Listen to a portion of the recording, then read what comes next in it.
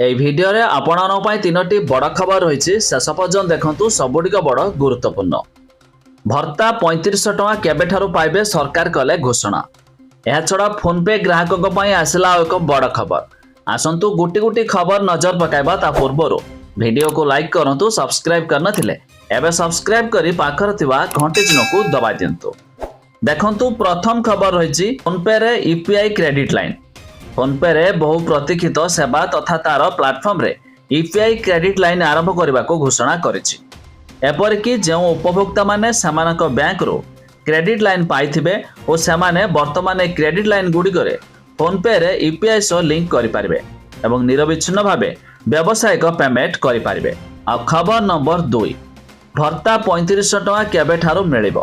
आपण माने जानिछंती निर्वाचन पूर्वरु बीजेपी सरकार घोषणा करथिले कि एथर जदि ओडिसा रे बीजेपी आसे तबे 3000 टଙ୍କା हेबो भर्ता।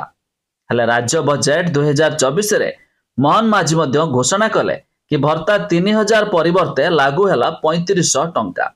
हेले जो मानकर बयस 80 वर्ष ऊर्ध्व सेमाने पाइबे एई टଙ୍କା को। हेले जानि रखंतु केउ तारिख रे मिलिबो ताहा मध्य घोषणा होई नथिला।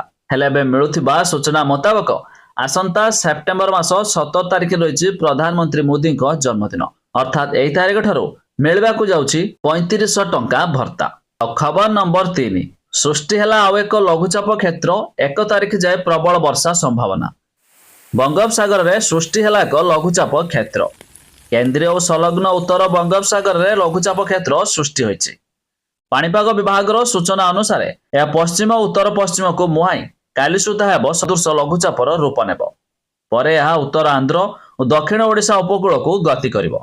तेबे 2 दिन रे अधिक घनीभूत होई अवपातरे परिणत हेबा संभावना रहिछि। लघुचाप प्रभाव रे आगरु राज्य रे अधिक वर्षा हेबा नै अनुमान कराइछि।